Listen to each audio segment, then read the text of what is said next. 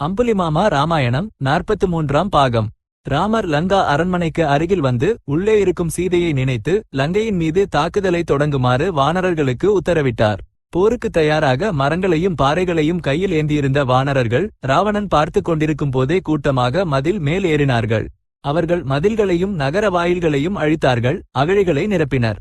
ராவணனும் அரக்கர்களை போரைத் தொடங்குமாறு கட்டளையிட்டார். சிம்ம கர்ஜனைகளுடனும் பேரி முழக்கங்களுடனும் சங்கொலிகளுடனும் வானர அரக்கர்களுக்கிடையே போர் தொடங்கியது. இந்திரஜித் அங்கதனுடனும் ஜம்புமாலி அனுமருடனும் தபனன் என்ற அரக்கன் நீலனுடனும் நேருக்கு நேர் போர் செய்தார்கள். இதேபோல் பல அரக்க வீரர்களுக்கும் வானர வீரர்களுக்கும் இடையே நேரடி போர்கள் நடந்தன. இந்த போர்களில் விபீஷணரின் அமைச்சரான சம்பாதி பிரஜங்கன் என்ற அரக்கனை கொன்றார். அவ்வாறே பிரகணன் சுக்ரீவன் கையில் மடிந்தான். வித்யுன்மாலியை சுஷேணன் என்ற வானர வீரன் கொன்றான். அதற்குள் சூரியன் மறைந்து இரவு வந்தது. ஆனாலும் இரு தரப்பினரும் வெற்றி பெறும் ஆசையுடன் போரைத் தொடர்ந்தனர். அன்று இரவு வானரர்களுக்கும் அரக்கர்களுக்கும் இடையே கொடூரமான போர் நடந்தது. இரத்தம் ஆறாக ஓடியது. வடக்கு வாயிலை காத்து வந்த யமசத்ரு, மகாபார்சுவன், மகோதரன், மகாகாயன், வஜ்ரதம்ஷ்ட்ரன் மற்றும் சுகசாரணர்கள் ராமர் மேல் போருக்குச் சென்று ராமரின் கூரிய அம்புகளால் அடிபட்டு உயிர் தப்பி ஓடினார்கள். இன்னும் எத்தனையோ அரக்கர்கள் ராமர் கையில் மடிந்தார்கள். ஏற்கனவே பயங்கரமாக இருந்த அந்த இரவு சிம்ம கர்ஜனைகளாலும் எதிரொலிகளாலும் இன்னும் பயங்கரமானது. அங்கதனுக்கும் இந்திரஜித்துக்கும் நடந்த போரில் அங்கதன் இந்திரஜித்தின் தேரோட்டியையும் குதிரைகளையும் கொன்றான். இந்திரஜித் மறைந்து போனான். அவன் மாயப்போரை மேற்கொண்டு வானரப்படை மீது இடி போன்ற அம்புகளை எய்தான். ராமர் மற்றும் லட்சுமணன் இருவர் மீதும் நாகாஸ்திரங்களை ஏவி அவர்களை கட்டினான். அவர்களின் உடலில் ஓரிடமும் விடாமல் அம்புகளால் அடித்தான். அவன் அவர்களிடத்தில், ராமர் மற்றும் லட்சுமணரே, நான் மறைந்திருந்த போர் செய்யும்போது இந்திரனால் கூட என்னை அறிய முடியாது, நெருங்க முடியாது. நீங்கள் எம்மாத்திரம்? உங்களை இப்பொழுதே யமலோகத்திற்கு அனுப்பி விடுகிறேன் என்று கூறி சிம்ம கர்ஜனை செய்தான். ராமர் மற்றும் லட்சுமணன் தரையில் விழுந்து ஏதும் செய்ய முடியாத நிலையில் இருந்தார்கள். ராமரை பார்த்து லட்சுமணன் தன் உயிருக்கு அஞ்சினார்.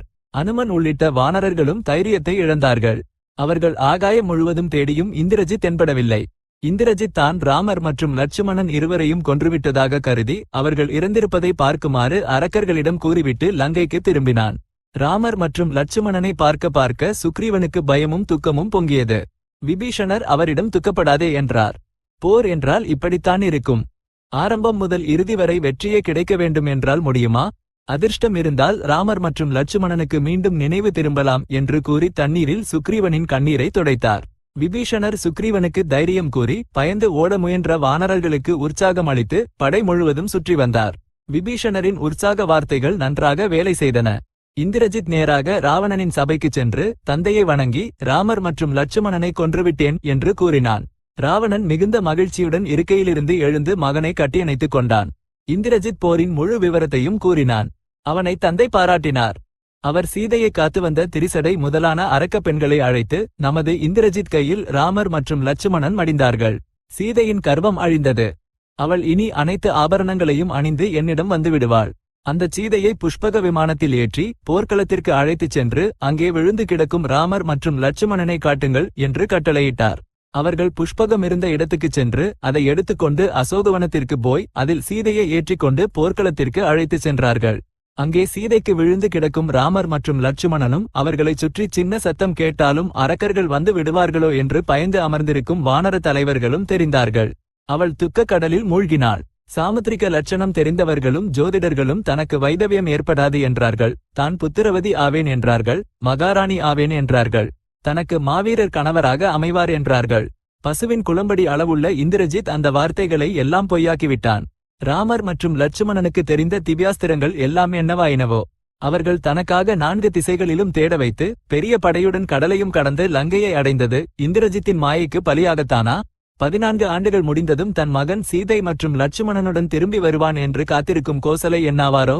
இவ்வாறு துக்கத்தால் வாடும் சீதையை பார்த்து, அம்மா, அழாதே. ராமர் மற்றும் லட்சுமணன் சாகவில்லை. அவர்கள் இறந்ததற்கான அறிகுறிகள் எதுவும் தெரியவில்லை என்றாள் திரிசடை. சீதை அந்த வார்த்தையை கேட்டு கைகளை கூப்பி ததாஸ்து என்று கூறினாள். பிறகு புஷ்பகம் திரும்பிச் சென்றது. சீதை மீண்டும் அசோகவனம் சென்று ராமர் மற்றும் லட்சுமணனை மீண்டும் மீண்டும் நினைத்து கண்ணீர் வடித்தாள். போர்க்களத்தில் சிறிது நேரத்திற்கு பிறகு ராமருக்கு நினைவு வந்தது. அவர் தன் அருகில் விழுந்து கிடக்கும் லட்சுமணனை பார்த்து அவர் இறந்துவிட்டார் என்று கருதி விரக்தியடைந்தார்.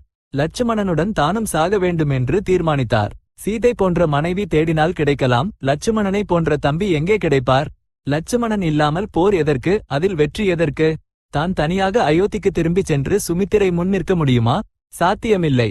தான் விபீஷணரை லங்கைக்கு அரசனாக மாற்ற முடியவில்லையே என்று ராமர் மிகவும் வருந்தினார். தனக்காக சுக்ரீவன் முதலான வானர வீரர்கள் செய்த முயற்சிக்கு நன்றி கூறி அவர்கள் காட்டிய வீரத்தை பாராட்டி அனைவரையும் திரும்பி போகுமாறு சொன்னார். அதற்குள் விபீஷணர் தனது கதையுடன் சுக்ரீவன் இருந்த இடத்திற்கு வந்தார். அவரை தொலைவிலிருந்து பார்த்து இந்திரஜித் வருகிறான் என்று நினைத்து வானரர்கள் பயந்து ஓடினார்கள். ஜாம்பவான் சென்று அவர்கள் பயத்தை போக்கினார். வந்தவர் விபீஷணர் என்று சொன்ன பிறகு ஓடிய வானரர்கள் திரும்பி வந்தார்கள்.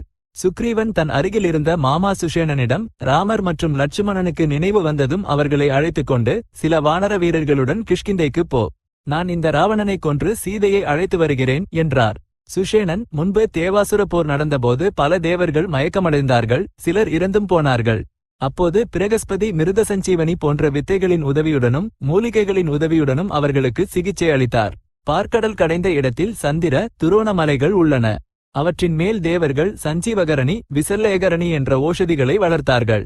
அனுமனை அங்கே அனுப்பி அவற்றை வரவழை என்றார். அதற்குள் பலத்த காற்று வீசியது. அந்த காற்றின் வேகத்தில் மேகங்கள் பஞ்சு பொதிகளைப் போல் சிதறிப்போயின. கடலில் பெரிய அலைகள் தோன்றின. சிறிது நேரத்திலேயே கருடன் அங்கே வந்தார். அவரை பார்த்தவுடனேயே ராமர் மற்றும் லட்சுமணனை அம்புகளின் வடிவில் கட்டியிருந்த பாம்புகள் ஓடிப்போயின. பிறகு அவர் தனது கைகளால் அவர்கள் இருவரின் முகத்தையும் தடவினார். உடனே அவர்களின் காயங்கள் எல்லாம் குணமாகி உடலுக்கு எப்போதும் உள்ள சக்தியும் தேஜசும் வந்தன. அவர் அவர்களை தூக்கி அன்புடன் அணைத்துக் கொண்டார்.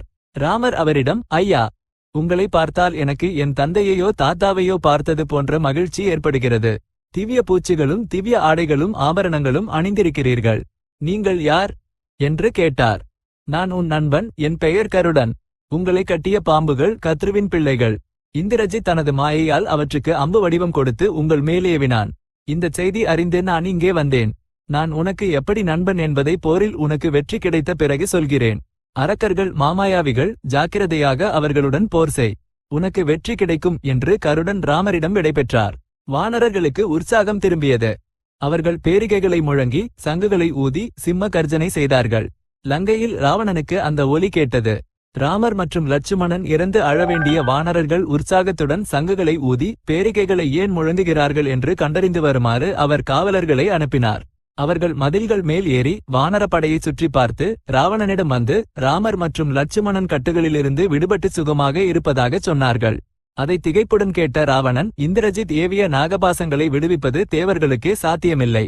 ராமர் மற்றும் லட்சுமணன் அதிலிருந்து விடுபடுவது அரக்கப்படைக்கு ஆபத்தை உணர்த்துகிறது என்றார். அவர் தூம்ராட்சன் என்பவனை அழைத்து படையுடன் சென்று ராமரை வதம் செய்து வா என்று கட்டளையிட்டார். தூம்ராட்சன் ஒரு பெரிய படையை அழைத்துக் கொண்டு ஓநாய் முகங்களும் சிங்கம் முகங்களும் கொண்ட கழுதைகள் பூட்டிய தேரில் ஏறிப்போருக்கு புறப்பட்டான். அரக்கர்களுக்கும் வானரர்களுக்கும் பெரிய போர் நடந்தது. இரு தரப்பிலும் சொல்லொன்னா உயிர்ச்சேதம் ஏற்பட்டது. கடைசியில் வானரர்களின் அடிக்கு தாழ முடியாமல் அரக்கர்கள் ஓடத் தொடங்கினார்கள். இதை பார்த்து தூம்ராட்சன் வானரப்படை மேல் பாய்ந்தான். அனுமனுக்கு கோபம் வந்து பெரிய பாறையை எடுத்துக்கொண்டு வந்து தூம்ராட்சனின் தேர் மேல் போட்டார். தேர் நொறுங்கியது. ஆனால் தூம்ராட்சன் கதையுடன் கீழே குதித்து விட்டான். அனுமனுக்கும் அவனுக்கும் போர் நடந்தது. தூம்ராட்சன் தனது கதையை அனுமனின் தலையில் வீசினான். அந்த அடிக்கு அனுமன் அசையாமல் தூம்ராட்சனின் தலையில் மலை சிகரத்தை போட்டு அவனை கொன்றுவிட்டார். வானரர்கள் அனுமனை பாராட்டினார்கள். தூம்ராட்சன் மடிந்ததை கேட்டு ராவணன் வஜ்ரதம்ஷ்டனை படையுடன் அனுப்பினார். அந்த படை லங்கையின் தெற்கு வாயில் வழியாக சென்றது. அந்த வாயிலில் அங்கதன் இருந்தார். இரு தரப்பினருக்கும் இடையே கடும் போரும் நேருக்கு நேர் போரும் நடந்தன. போரில் வானரர்கள் இழப்படைவதை பார்த்து மண்டிப்போய் அங்கதன் மரங்களை வீசி அரக்கர்களின் தலைகளை உடைக்கத் தொடங்கினார். அரக்கர்கள் அந்த தாக்குதலுக்கு தாழ முடியாமல் கலங்கிப் போனார்கள். தன் தரப்பு அடிபடுவதை பார்த்து வஜ்ரதம்ஷ்டன் அங்கதனுடன் மோதினான். இருவருக்கும் நீண்ட நேரம் போர் நடந்த பிறகு அங்கதன் வாளால் வஜ்ரதம்ஷ்டனின் தலையை துண்டித்தார். அரக்கர்கள் அனைவரும் லங்கா நகரத்திற்குள் ஓடிப்போனார்கள். இந்த முறை ராவணன் அகம்பனன் என்ற அரக்கப்படை தளபதியை அனுப்பினார். அரக்க வானரப்படைகள் இரண்டும் வெற்றி ஆசையுடன் உறுதியாக போர் செய்தன. குமுதன், நளன், மைந்தன், துவிவிதன் என்ற வானர வீரர்கள் ஒரே நேரத்தில் அரக்கப்படை மேல் விழுந்து அரக்கர்களை கூட்டம் கூட்டமாக கொல்லத் தொடங்கினார்கள். இதை கவனித்து அகம்பனன் தனது தேரை அந்த வானர வீரர்கள் இருந்த இடத்திற்கு செலுத்தினான். அவனது அம்புகளின் தாக்குதலுக்கு வானர வீரர்கள் தாழ முடியாமல் போனார்கள். அகம்பனன் கையில் சாகத் தயாராக இருந்த வானரர்களுக்கு துணையாக அனுமன் வந்தார். அவர் அகம்பனனின் அம்புகளை பொருட்படுத்தாமல் ஆயுதமாக ஒரு மலையை பிடுங்கி ஒரு கையால் பிடித்துச் சுழற்றி அகம்பனன் மேல் சென்றார். அகம்பனன் தனது அம்புகளால் அந்த மலை சிகரத்தை துண்டு துண்டாக ஆக்கினான். அனுமன் சினம் கொண்டு ஒரு பெரிய மரத்தை பிடுங்கி அதனால் அகம்பனனின் தலையை அடித்து நொறுக்கிக் கொன்றார். வானரர்கள் மிகுந்த உற்சாகத்துடன் சிம்ம கர்ஜனை செய்ய அரக்கர்கள் தங்கள் ஆயுதங்களையும் போட்டுவிட்டு ஓடிப்போனார்கள். அம்புலிமாமா ராமாயணம் 43ஆம் பாகம் சம்பூர்ணம். இப்போதைக்கு ஸ்வஸ்தி.